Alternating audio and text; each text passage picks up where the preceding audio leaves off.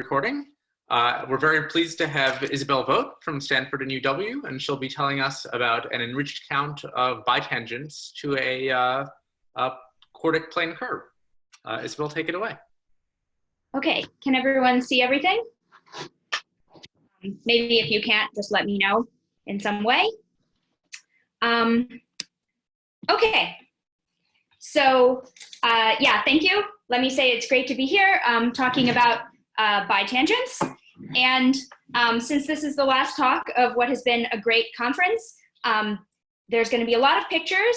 And so please feel free to ask questions and interrupt me by raising your hands or by saying something in the chat.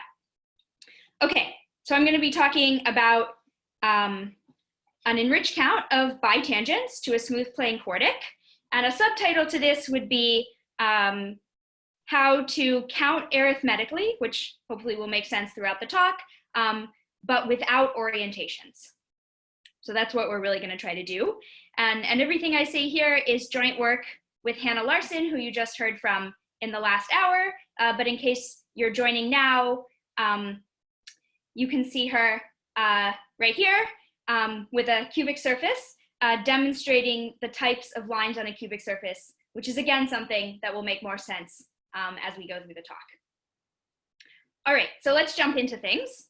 So some motivation about smooth plane curves, smooth plane quartics, and their bitangents. So I'm going to be working over a field K,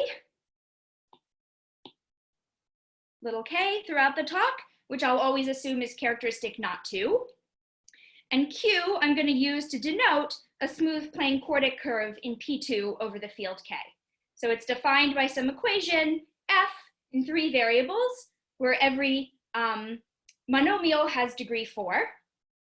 And the fact that every monomial has degree 4 means that if I take a line in the plane, it always meets the curve in 4 geometric points. So here I've drawn the real points of the curve. So it might not meet it in 4 real points, but here I've drawn one line that does meet it in 4 real points. And what I'm going to be interested in are some special types of lines called bitangents. So a bitangent is a line L that meets the curve at every point at which it meets the curve has multiplicity at least 2. And because the total intersection is 4 geometric points, that means that every geometric point that I meet it in has to be a double of a point, 2 doubles, or 1 quadruple point.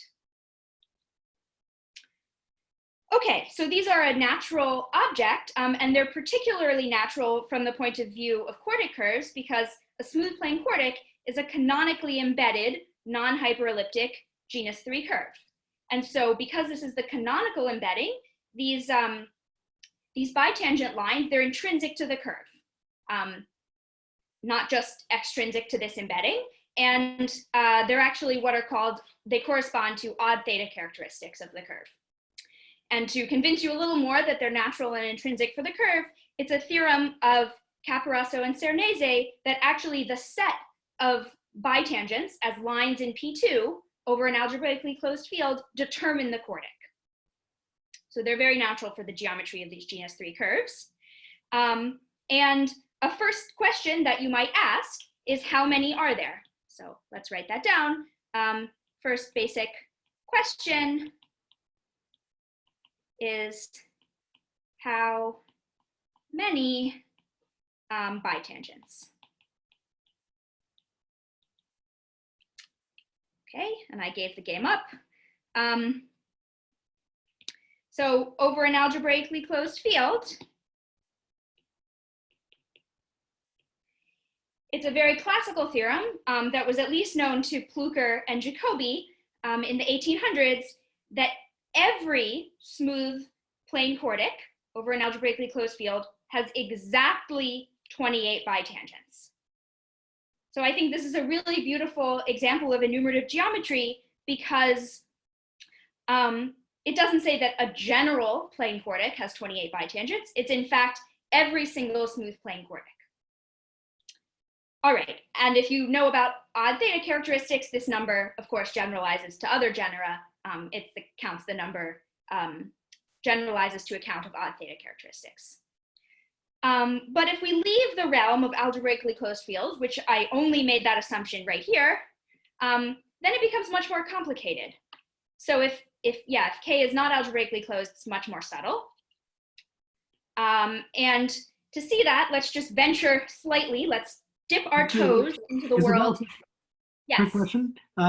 Is it true that can't they have hyperflexes and that messes up? Oh, those are counted. Hyperflexes are counted in my definition. Okay, so counted appropriately. 28 is correct, counted appropriately.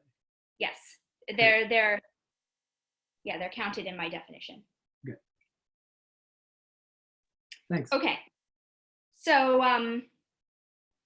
any other questions? Okay, I'll keep going. Please interrupt me like that if you have a question. Yeah, so as I was saying, let's dip our toes into the non-algebraically closed world. And let's, instead of working over the complex numbers like Plücker and Jacobi, let's work just over the real numbers.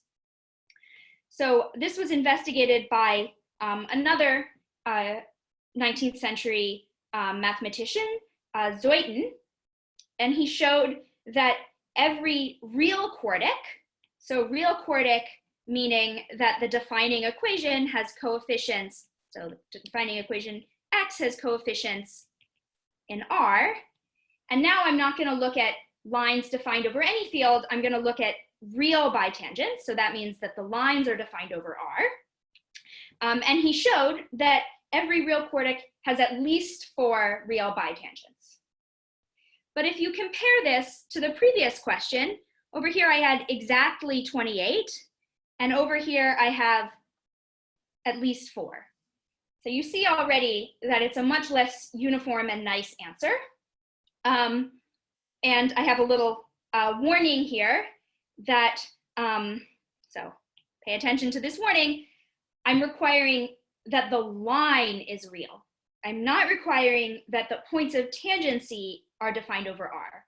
So if you draw a picture, it might not look like a bitangent, but it meets it at complex points. Okay, so this in particular holds true even if the real quartic doesn't have any real points. Exactly, exactly. Very good. We're about to come to that. You're a page ahead of me. Okay, so Zeuthen proved more. He didn't just prove they always have at least 4. He actually could say what the number of real bitangents are, but now it depends on the real geometry of the quartic.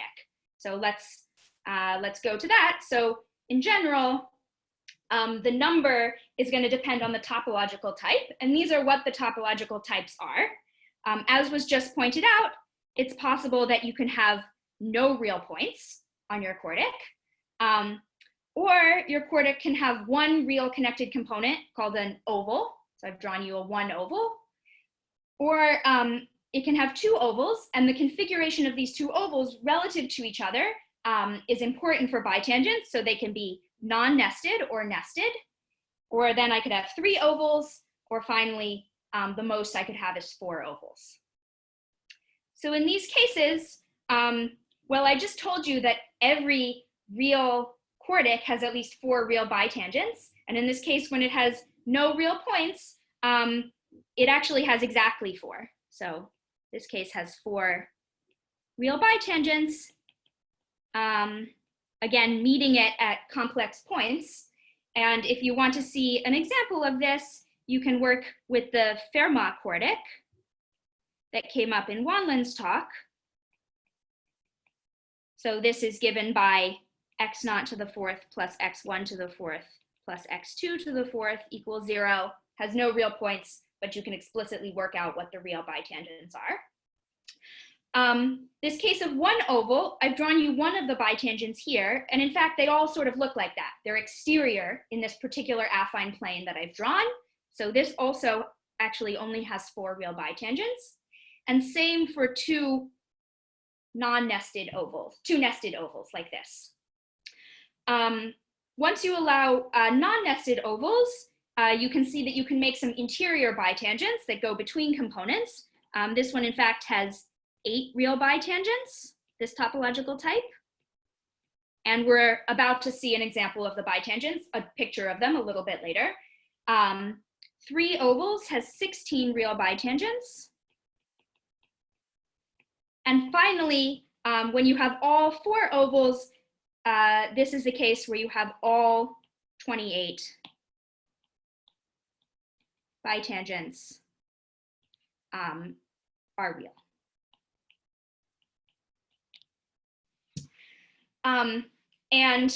Actually, there's a nice way to understand the bitangents in this case of 4 real ovals.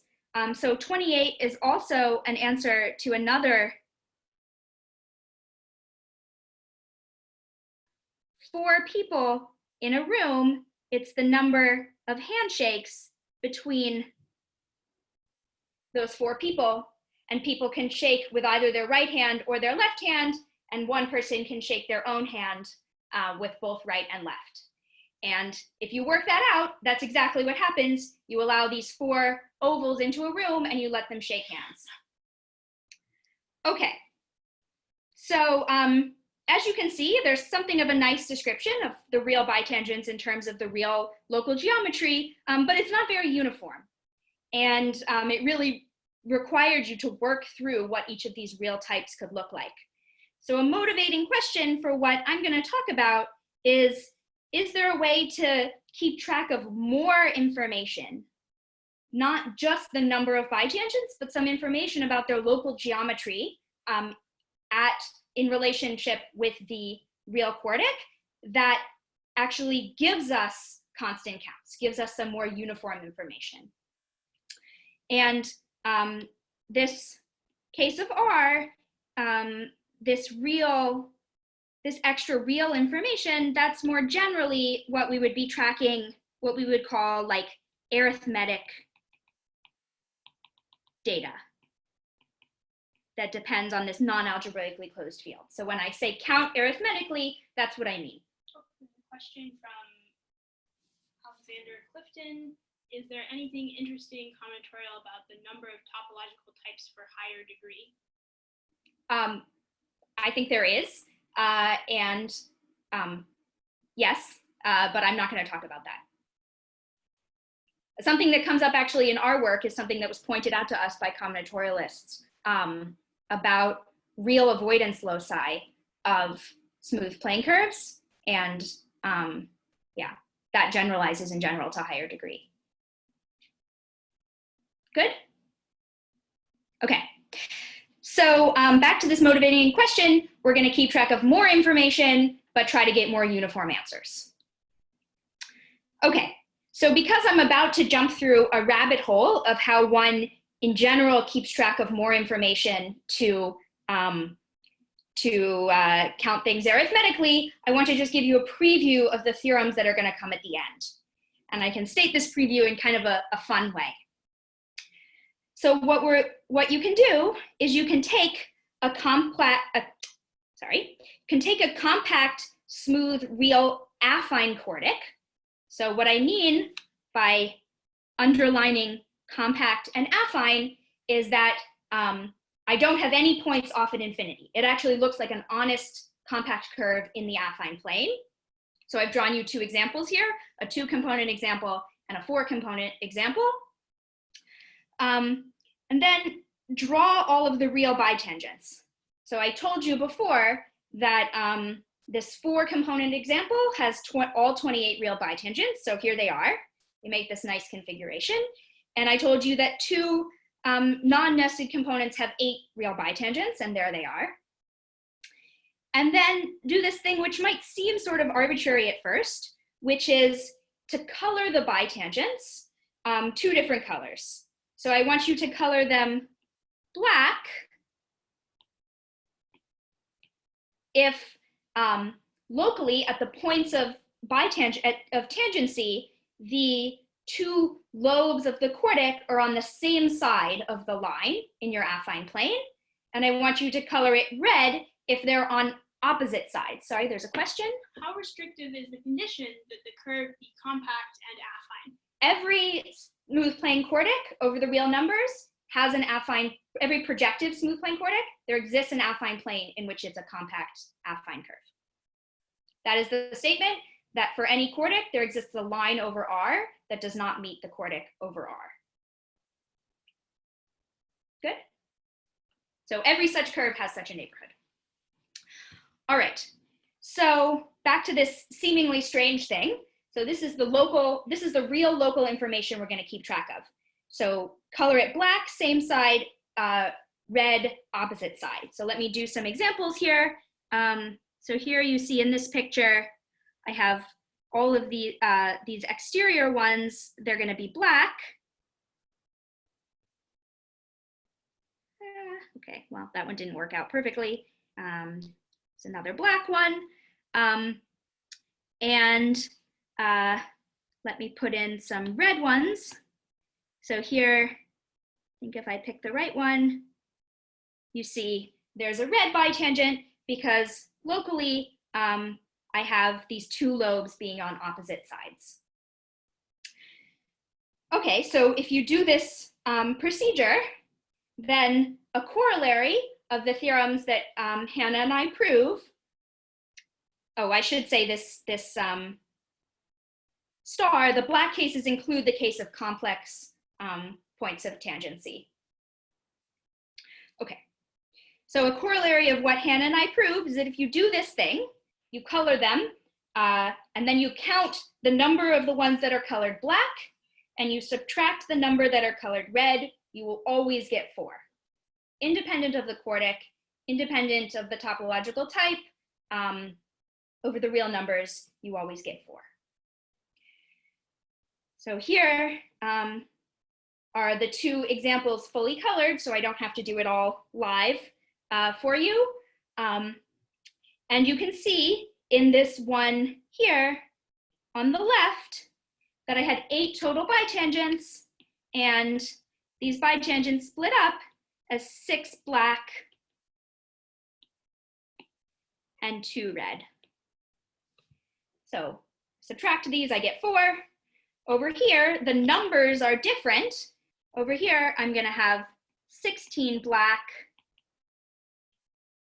and 12 red. Numbers are different depending on the topological type, but the difference is always 4. Okay, so with that introduction, I now want to dive down the rabbit hole and talk about arithmetic enrichments in enumerative geometry. But maybe before I do that, let me pause and make sure there aren't any questions. You want to know the app you're using? Oh, I'm using Notability. Other questions? I actually have a quick question. So it seems like this theorem implies the Zeuthen's theorem about having at least 4 tangents. Is that right?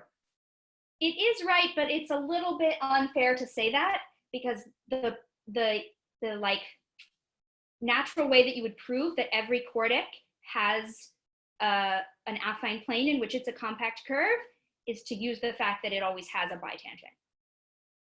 So it's true. It does imply that. So you And can't that's a very over irreducibility or something. Anyway, I don't know. I mean, it's false in higher degree. If you take a higher degree plane curve, it's not always true that it has a affine, that there's always an affine patch in which it's a compact curve over R. Cool, thank you. Mm-hmm. But that was an astute point because I do want you to keep that in your head, that these sorts of counts can imply some arithmetic information. For instance, there always exists at least 4.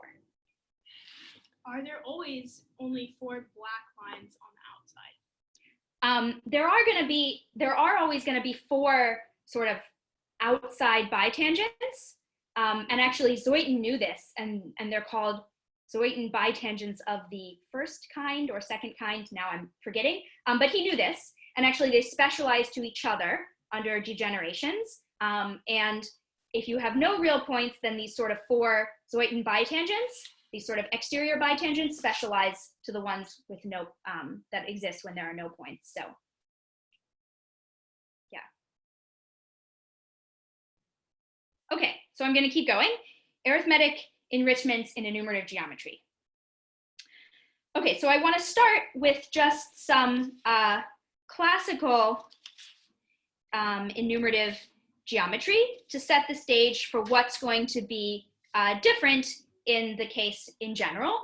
And I want to illustrate this all with what's going to actually be a very important example for bitangents, which is the example of, so I'm going to illustrate with the example of lines on a cubic surface, which I've pictured here. Here's my cubic, and there's an example. The question would be, how do you count the lines on a cubic surface? So often, and in that example that I just said, some answer to a natural enumerative problem can be computed as the number of zeros of a section of an appropriate vector bundle, E, on a smooth variety, X, such that the dimension of the rank of the vector bundle is equal to the dimension of the variety. This is the assumption under which you expect a section to have finitely many zeros, and therefore it's reasonable to count the number of zeros. This little star is, again, that your vector bundle has sections with isolated zeros. And now by the geometric interpretation of Chern classes, this is the top Chern class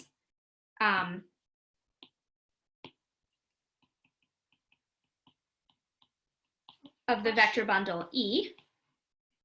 Does the formula with the difference generalize to higher degree?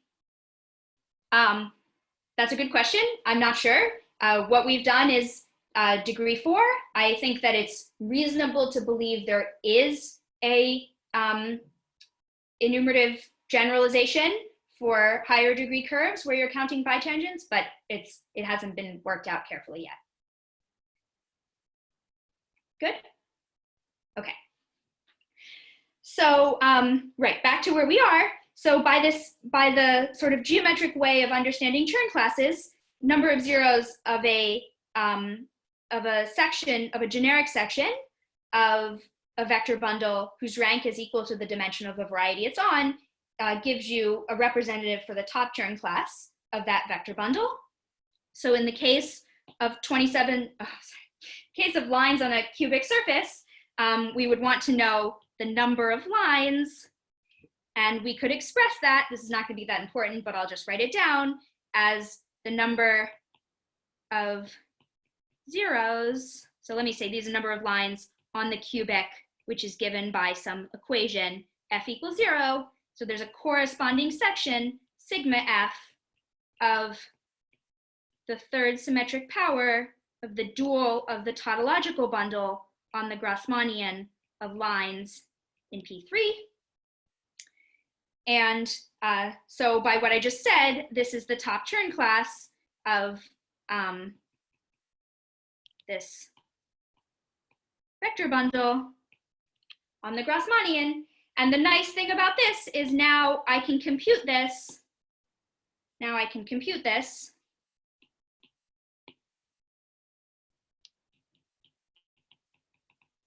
using, say, intersection theory.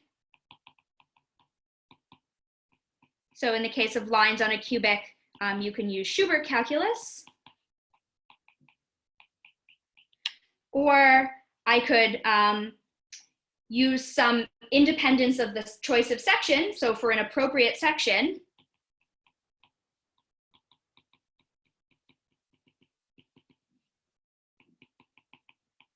I can just explicitly compute it, and then it will be independence of choice of sections as long as they're all appropriately chosen. So, right, so if you do this for the case of lines on a cubic, you will get 27. And 28 is 1 plus 27. And so actually this is going to be very important for us. So I would say that this sort of shows a paradigm of classical enumerative geometry, which is that you have some desired enumerative answer, like 27, and you compute it by summing over zeros of a section of a vector bundle. You just sum the number 1. And so what we're trying to do, this slogan that I keep saying, is to keep track of more information. So to replace this 1 with a quantity tracking arithmetic information at the 0 of the section. So as a warm-up to talk about this, let me start with the case that we're counting real zeros of a real polynomial in one variable. So this is indeed an enumerative problem over a non-algebraically closed field. So f is going to be my real polynomial.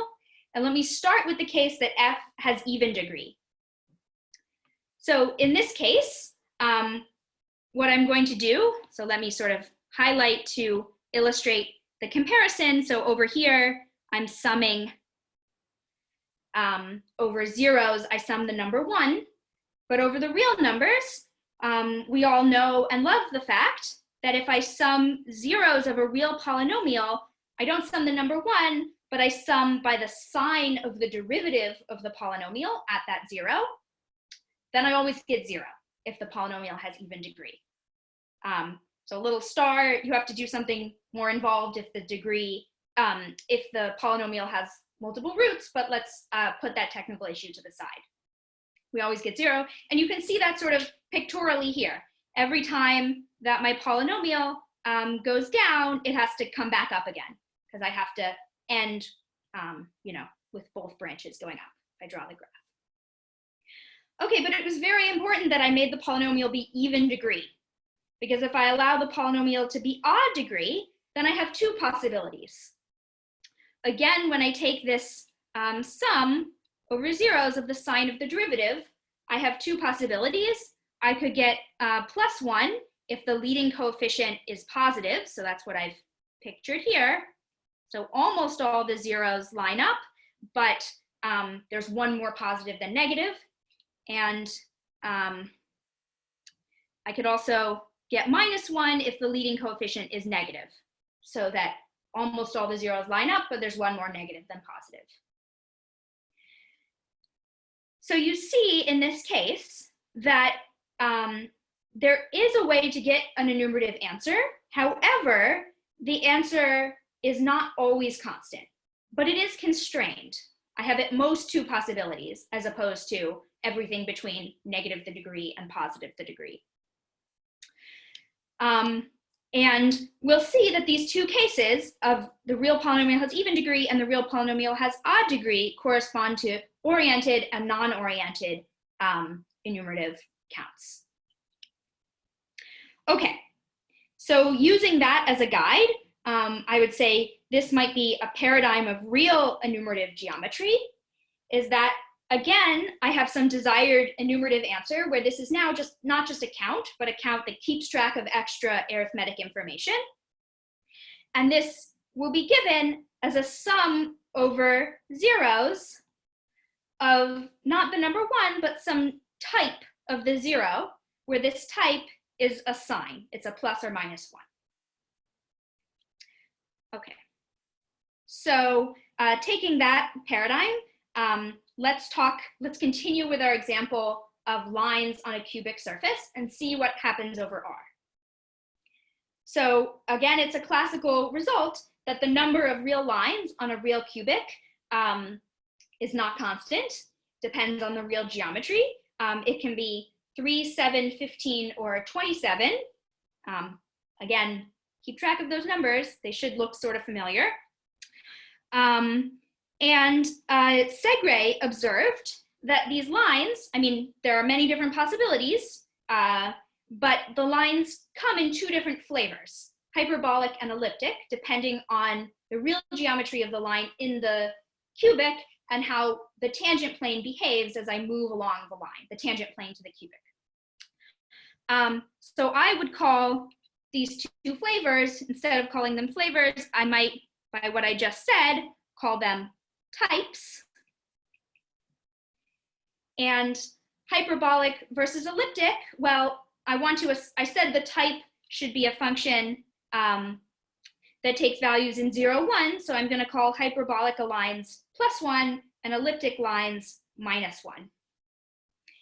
And if I do that, then perhaps this was known to Segre, but it was observed by Okonek and Telemann and Finish and Karlamov much more recently, that if you take any real cubic surface and you count up the number of hyperbolic lines minus the number of elliptic lines, you always get 3, independent of the real geometry. Okay. So we can try to do this even more generally, not just over R, but over other non-algebraically closed fields.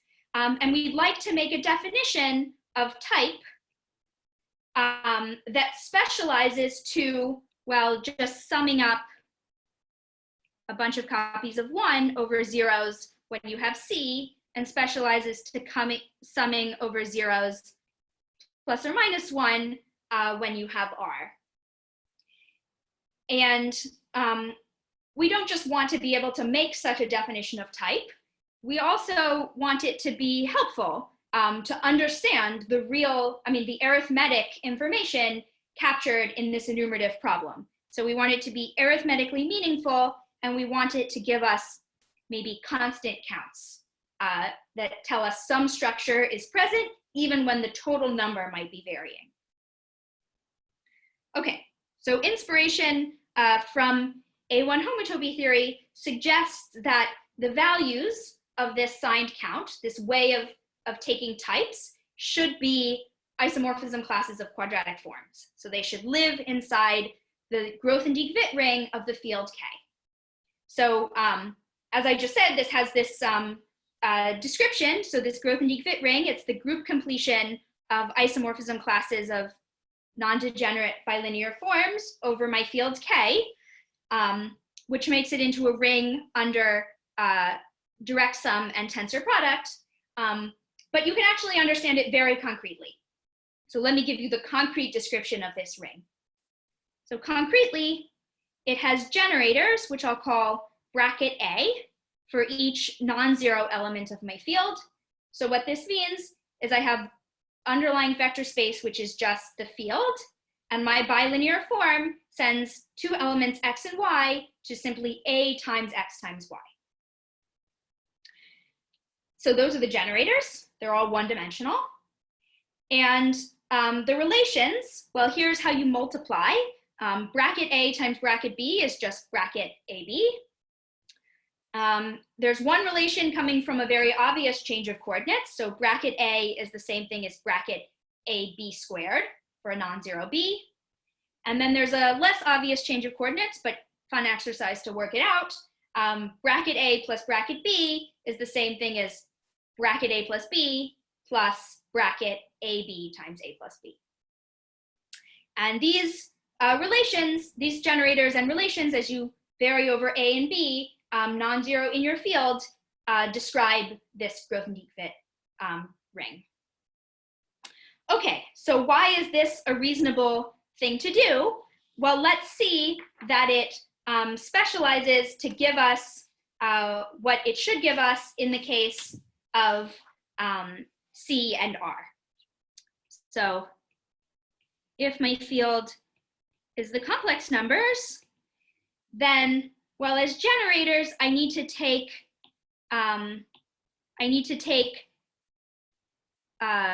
one-dimensional vector spaces and quadratic forms corresponding to non-zero elements of the field, but they're isomorphic if the generator differs by a square from another one. So the relevant thing here is C star mod C star squared, which is just 1. And so this Grothendieck-Witt ring of K is isomorphic to Z by the rank. It just matters how many different ones I sum up. Okay, and if I take my field to be the real numbers, then similarly, I can take R star mod R star squared, and this is now plus or minus 1. And so Grothendieck-Witt of R is isomorphic to 2 copies of Z, where this isomorphism is induced by the rank and the signature. So one way to say this is that non-degenerate bilinear forms over R are always diagonalizable with 1s and minus 1s on the diagonal, and that's exactly what I'm saying. However, what I want you to notice is that what we've done is we've taken a general object that exists for a general K, and we've seen that for C, we get 1, and for R, we get plus or minus 1, which is exactly what we wanted to get. Okay. So let me show you an example now of counting of an enumerative count enriched in quadratic forms. So taking values in the Grothendieck-Witt ring. This is a beautiful recent theorem of Jesse Kass and Kirsten Wickelgren. So if I take a line on a cubic surface over an arbitrary field K, then there exists a notion of a type of the line, which is a quadratic form. So it's valued in Grothendieck-Witt of the ground field. And this type generalizes the notion of hyperbolic or elliptic if I replace K with R. And in general, if I sum up over lines the type of the line, then I always get 15 copies of the quadratic form plus 1 and 12 copies of the quadratic form minus 1. And you can see by taking the signature, you get 3. So you recover what Segre knew about the real numbers, but this works over any field. So questions about the general setup or idea about counting things arithmetically by keeping track of this extra information.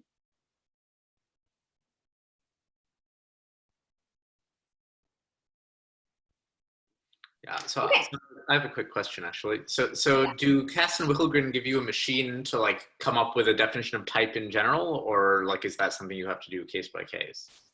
Yes, I'm about to do it. Great, great. Great. Other questions? Okay, so let's keep going with that setup.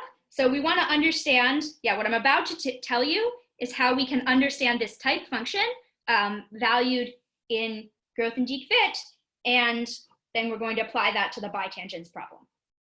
But warning, subtlety is coming. Okay, so let's do this A1 enumerative setup applied to bitangents. So here's how we're going to define the type in general. So I want to take this classical picture where I summed up 1, and I now want to replace this by a type of a 0. So in this A1 world, let's think about how we would do that. So locally, so I've drawn you a little cartoon of, so here's my vector bundle E on my variety X of the same, so the rank and the dimension are the same. And I have a 0, Z, of a section sigma that I've sort of schematically drawn for you here. Okay, but locally around this 0, because X is smooth, I can take a local neighborhood in, well, technically this Nisnevich topology, but it's very similar to the étale topology. So I can take a neighborhood U so that locally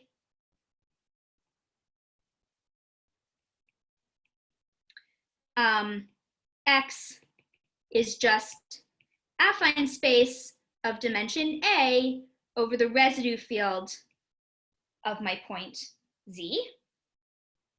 So the difference between étale coordinates and Nisnevich coordinates is that I pay careful attention to isomorphisms on residue fields. So this is important.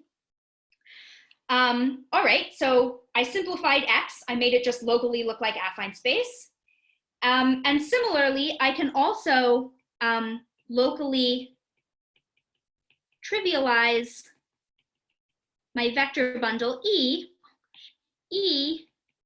over U to just look like affine space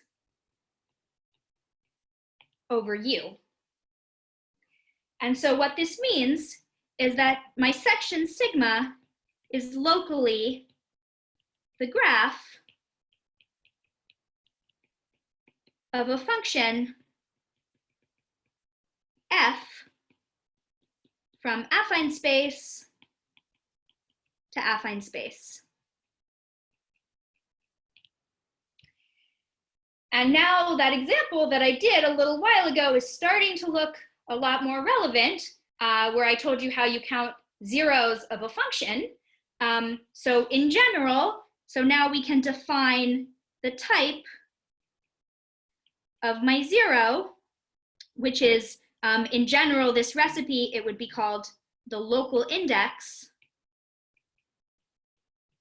of my section sigma at my zero z to be, so I'm going to denote this also by that terminology, local index at z of my sections, to just be,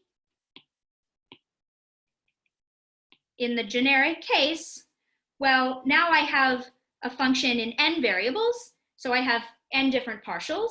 So I take that matrix of all of the partials, the Jacobian matrix of my function, and I take the determinant.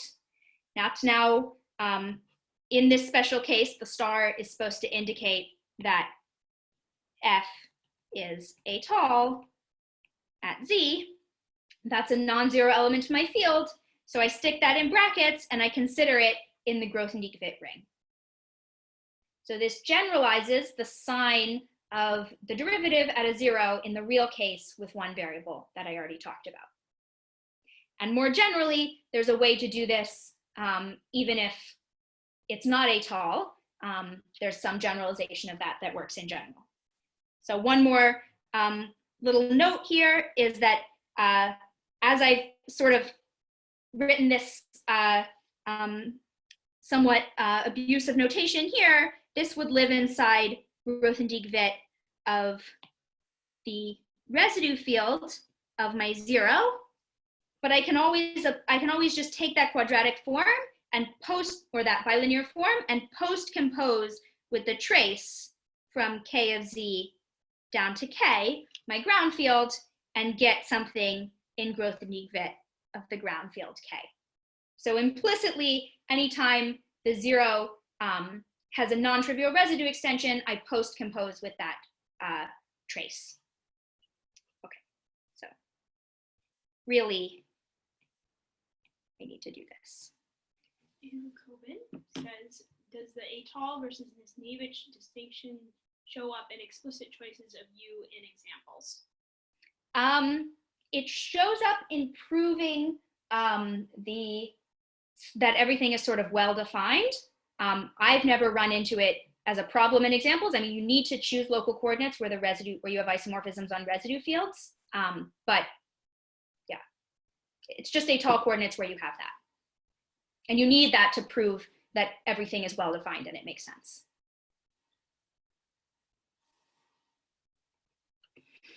Okay, so that's it. So that's the general recipe. The reason why this comes as inspiration from A1 homotopy theory is that this is a local A1 degree, but that's not going to be relevant right here. We'll just take that inspiration and you can define it all just in terms of commutative algebra, even in the non-étale case. Okay, so that was the setup. But now you can see that I have a big curves ahead warning sign. So there is a technical issue. And the technical issue is that everything I've been doing here, I said all these locally choose coordinates so it looks like affine space. but I have this whole projective variety, this smooth projective variety X, and I have different zeros all over the variety. And I need to have some way of saying that I chose compatible local coordinates at different zeros to be able to make any sense of this globally over the variety. And so, right, so I need a way to check that my local coordinates are compatible. And this is solved by orientations. So here's a definition. So a vector bundle E on a variety X is called relatively orientable if the sheaf of Hom from the determinant of the tangent bundle of my variety to the determinant of my vector bundle E. So these are both now line bundles. So this is a line bundle in total, but I require that not only is it a line bundle, but it's the square of some other line bundle. So that's this L squared. And you can imagine, okay, let me make one more definition, call it relatively oriented, if I actually choose such an isomorphism. And this choice of an isomorphism now gives me a way of, so relatively orientable means I have some notion of same-handedness between the handedness on the base and the handedness on the fibers.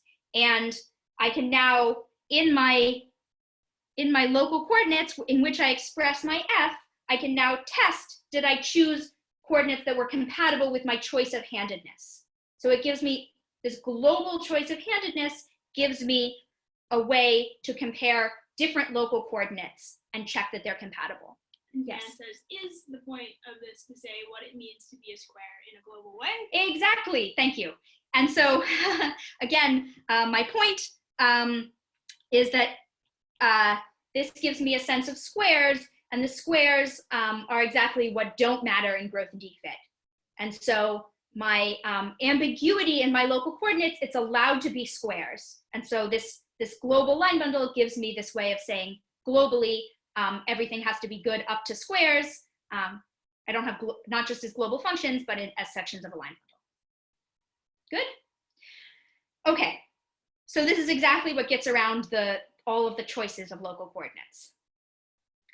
And so with this, Kass and Wickelgren show that if your vector bundle is relatively orientable and the space of sections, so the space of sections that have isolated zeros, which was sort of implicit in being able to do any of the recipe that I gave here, if that space is A1 connected, which means what you think it means, connect points by A1s, then if I do exactly this recipe, I sum up by types where the type is this local index, I always get a constant independent of the choice of section in growth and defit.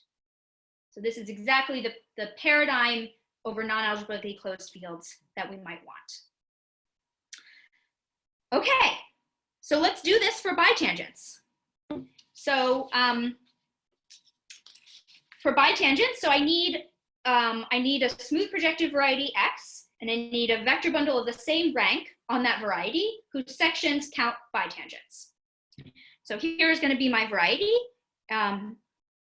So in sort of symbols, I could describe it as the projectivization of sim2 of the dual of the tautological bundle on pedantically the Grassmannian of lines in P2, but that's just the dual projective space. And concretely, I can describe the points as pairs of a line and a degree 2 subscheme on the line. So this is a line in P2, and Z contained in L is a degree 2 subscheme.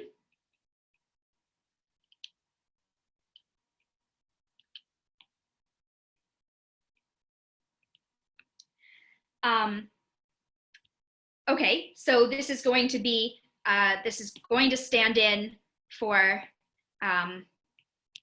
this is going to be a potential bitangent. And this is going to be potential points of tangency. So now I need a vector bundle whose sections will tell me when this is actually a bitangent with those points of tangency. So rank 4, I could describe it, you can describe it globally, but I'm just going to tell you what its fiber is over one of these points. LZ, its fiber is going to be the space of degree 4 polynomials on the line L modulo the square of an equation of the degree 2 subscheme Z. So you can check that this is rank 4 because this top vector space is of dimension 5, and I'm modding out by multiples of the equation, of the square of an equation of Z.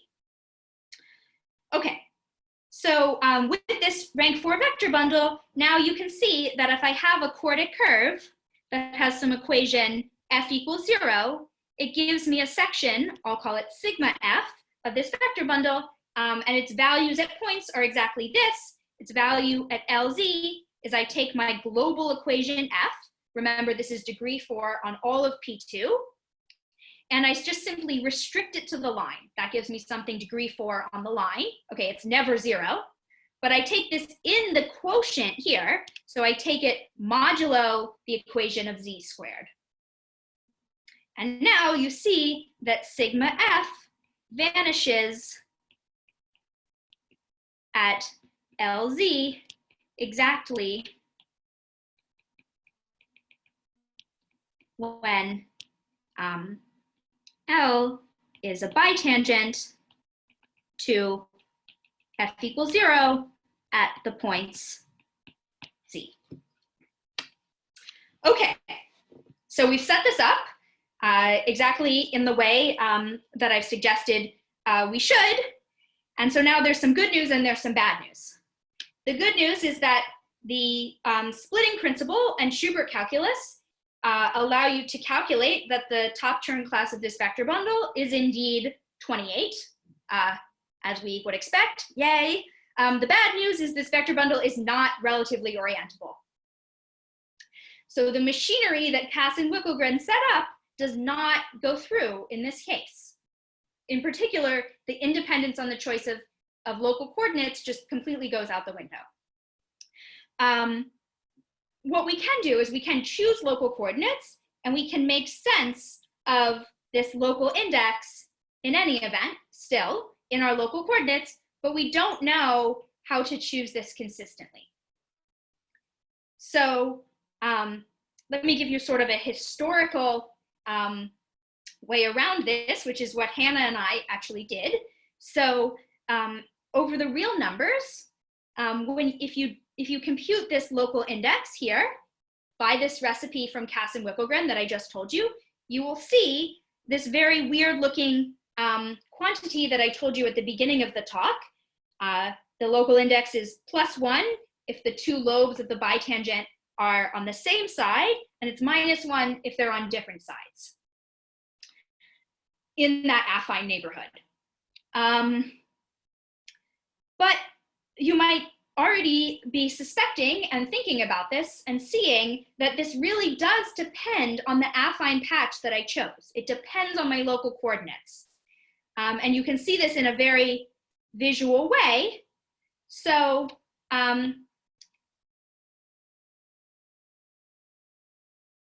tangent in RP2, it's a non-trivial bundle. And if I look at it, it looks like a Mobius band. And what that means is if I have a choice of coordinates where my two, the same side, different side, I can view it as the normal directions and asking, are they on the same side of the line or different side? So I have these two little normal vectors here in this projective space. But if I change my coordinates so that I send this lobe off to infinity and then sort of bring it back on the other side, because I'm going around this Mobius band, what you see is that I'll get to a similar looking picture where both lobes are on the same side. And that's very bad. So what you see here is that this is sort of a geometric realization of the failure of orientability.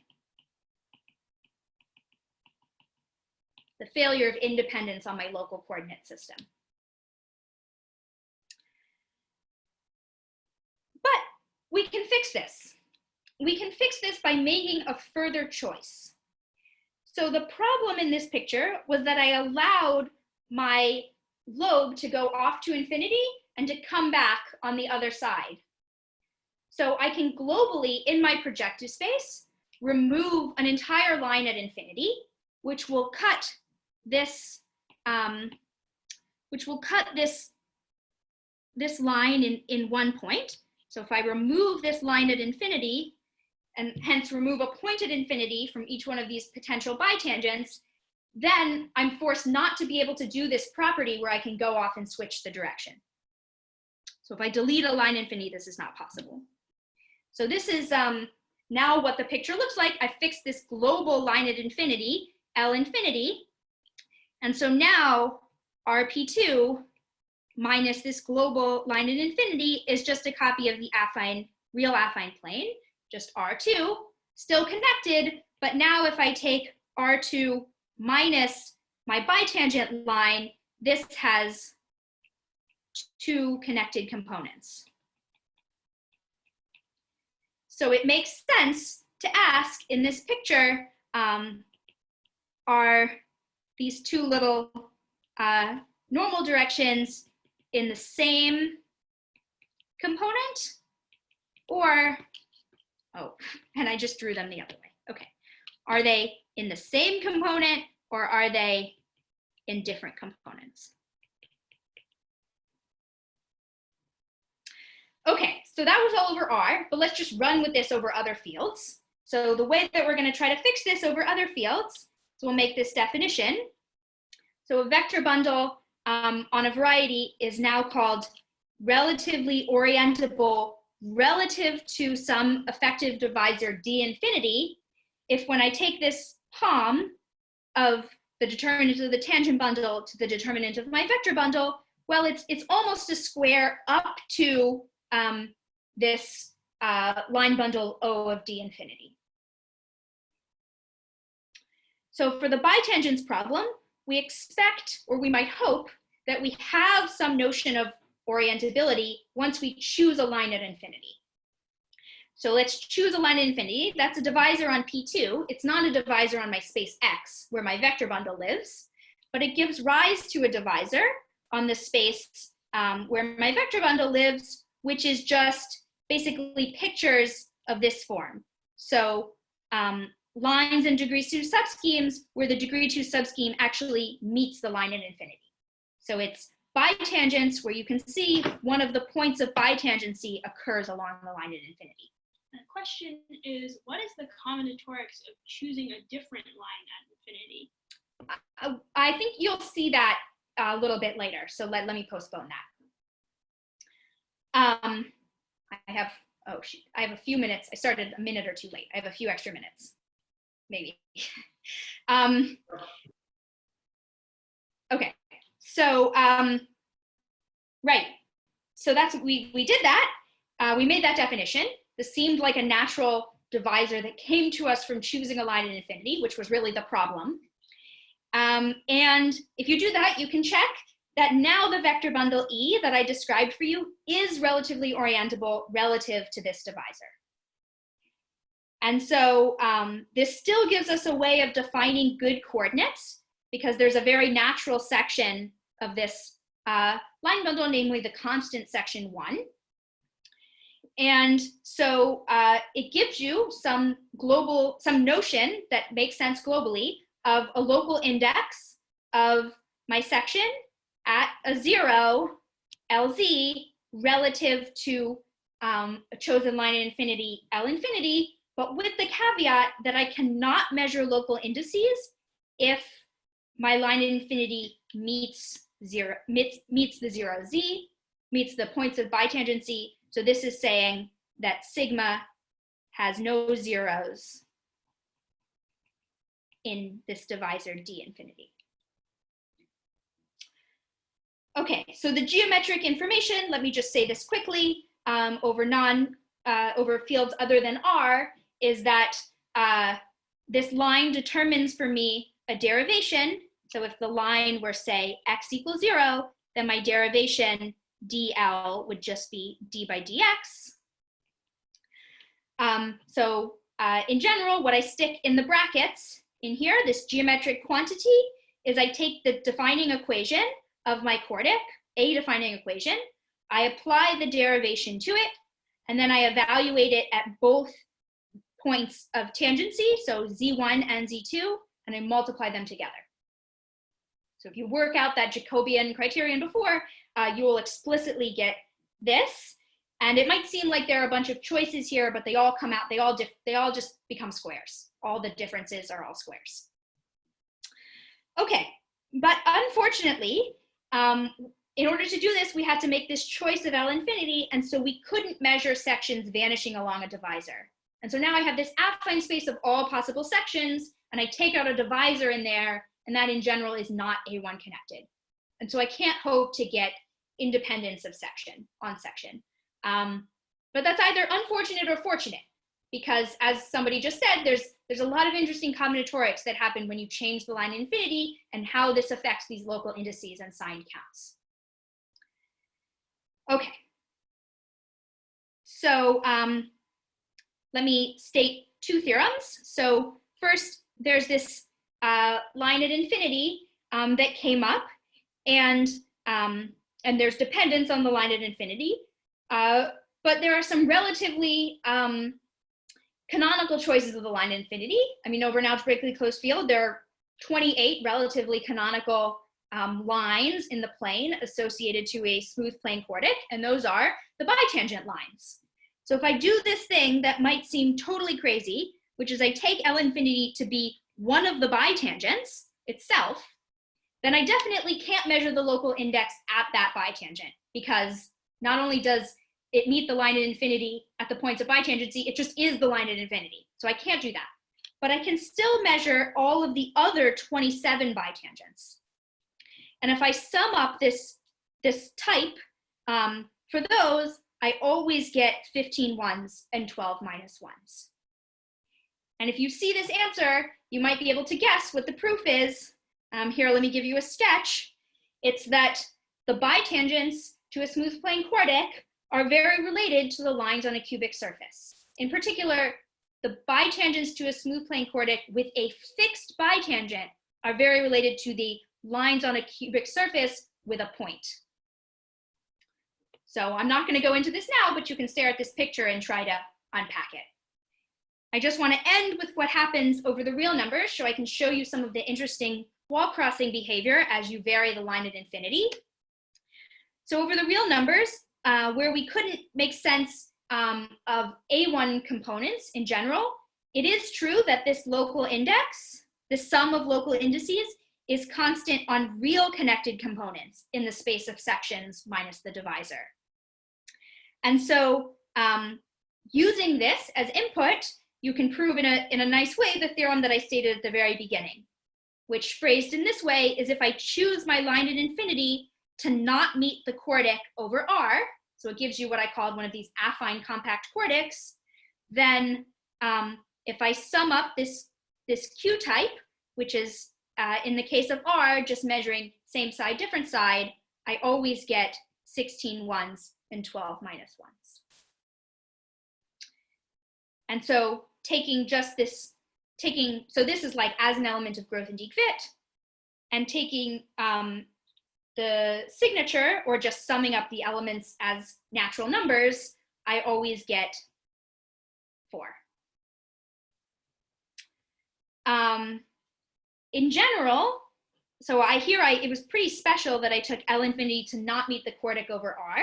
There always exists such a line, but it was pretty special. In general, you can just program a computer to calculate all of this. And so we have an algorithm to compute for a fixed quartic what are all possible signed counts as you vary the line at infinity. And here, let me give you one example. So here I have pictorially colored what happens when you take signed count in a pencil. So all signed counts as I vary my line at infinity to be in this pencil of lines with fixed slope. So like here's an example such line, and it's colored blue to indicate that if I chose that as the line at infinity, I would get 4 as my total signed count. And then, and that's good because it doesn't meet the curve over R, so I should get 4. And now as I start moving it in to meet the curve, you see that it can change. So here's one that starts to meet the curve. It becomes signed count 2. And as I move it in more, it changes more. You see at some point it could become 6. I've given you this sort of zoomed in version where you can see this line that gives you 8. And hopefully the colors are showing up well, that you can see that the behavior really varies quite a lot in here. There's a complicated pattern of wall crossing in these pencils. But what you see in this example, and in fact in tens of thousands of examples that we've done, is that the sign count is always one of 0, 2, 4, 6, or 8, which should be sort of reminiscent of the case of zeros of real polynomials, where it could change, but it was always +1 or -1.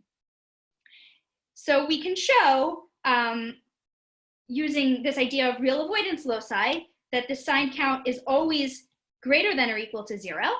And we conjecture, based on all this evidence, that it should take values between 0 and 8. And I think we're still looking for a good geometric reason why this is true. So let me stop there. And wait, before everyone claps, maybe we can all clap for Daniel Litt for organizing this and doing such a great job of working out the logistics, because it's been basically a perfect problem-free conference. So let's all thank him. Yay!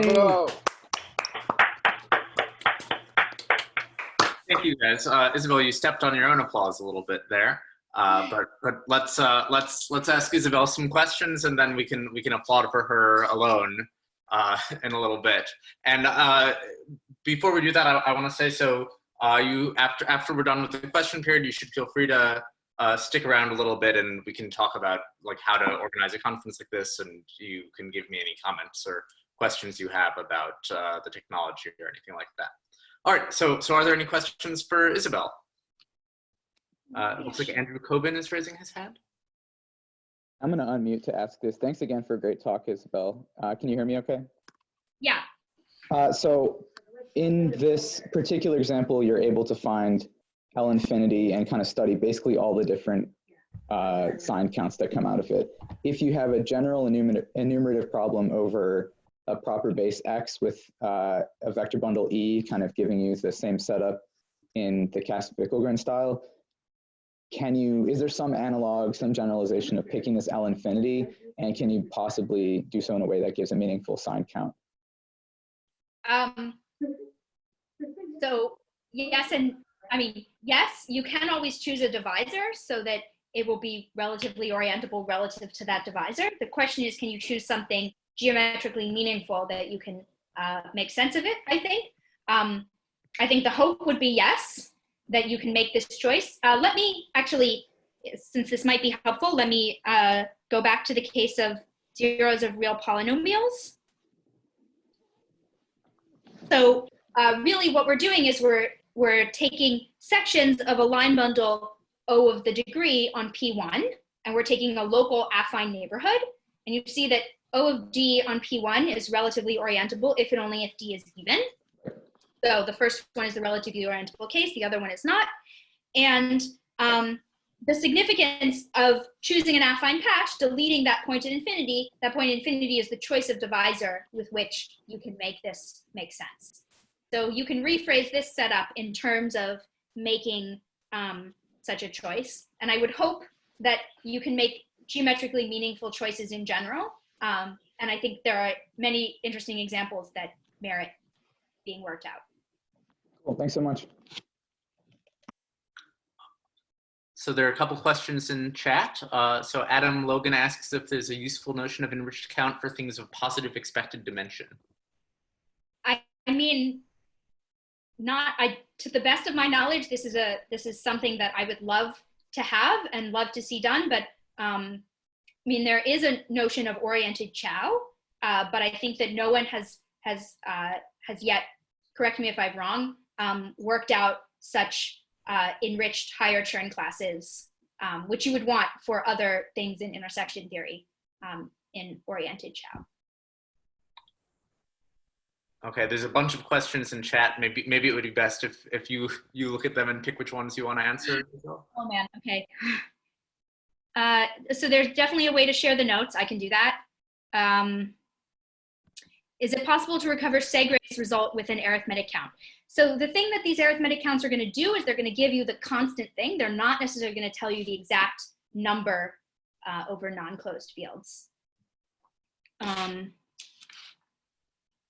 This one with this interesting banded wall crossing in the pencil, how much crazier does it get when you let it vary in general? Okay, so the wall crossing that you see in the pencil, okay, so in general, you could think that there's this huge dimensional space of possible sections, and there's this divisor which cuts this space of sections into a bunch of different real connected components, and I'm sampling sort of like a random line in this. And so I think that this crazy wall crossing, if you sample like a totally random line, you should be able to see, you know, a slice of this crazy wall crossing. And our algorithm in general takes collections of lines that, that hit all of the possible components of this complement of the bad divisor in the space of sections. So you can take these lines to sample the wall crossing behavior, but in general, yeah. Yeah, I actually have a quick question about that picture. So do you know you have some function on that line or whatever, which is valued in 0, 2, 4, 6, 8? Do you know what the level sets look like? Like, are they reasonably nice, or can they be really wild?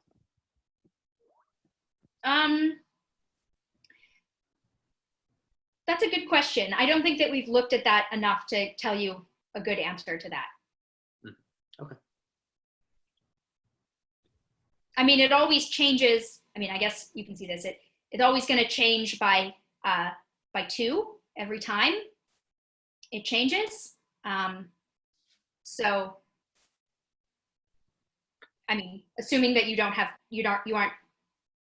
assuming that you're not like doing 2 changes at once, which can sometimes happen if you have coincidences, but generically it changes by 2 each time, but it can have a lot of intermediate changes.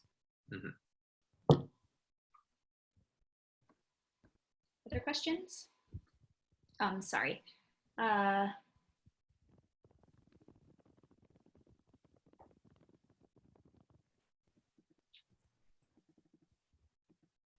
So Shrenik Shah asks if it's always possible to find at least one bitangent over a finite field, so you can use your first theorem.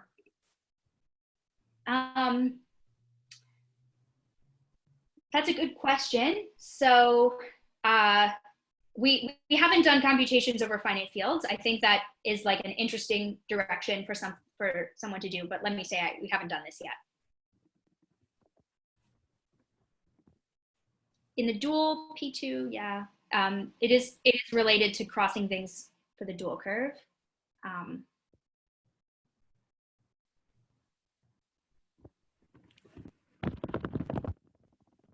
Sorry, I'm having a little trouble picking out exact questions. If people could raise their hands and ask them in real time, that might be easier.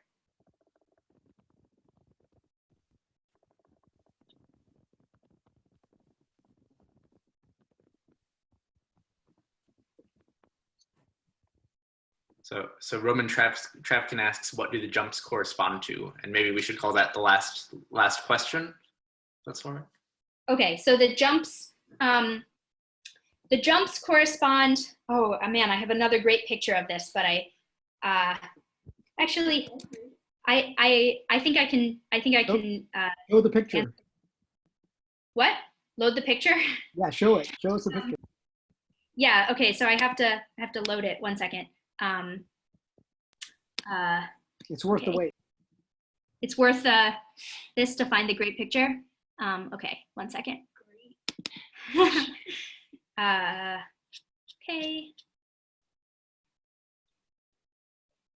So, can I add a new share? Yeah, new share. So this is just a figure from the paper. Can everyone see that? Yeah. Yes. I showed you the different sign counts in this pencil, and the way that you can think about this is you can think about well, maybe this is what you want. I have another good picture too. So you can think about how these the sign count changes when the line at infinity that you're moving in, that you're changing, hits one of the bitangent lines. So as it's off at infinity, it intersects, okay, maybe this is easiest to just draw on the board. As you're off at infinity, here's this line, and here's my line at infinity, and it meets the bitangent some point far off, away from the action of the points of bitangency with the quartic.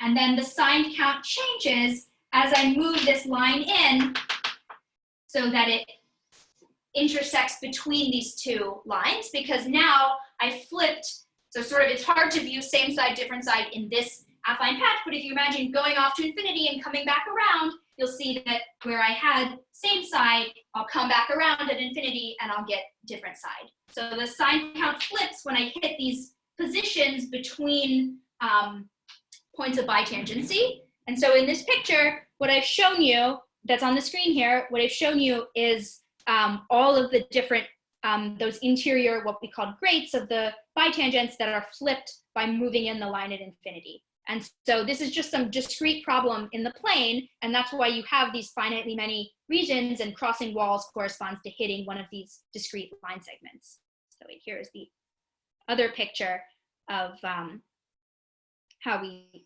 algorithm sampled all of the different regions.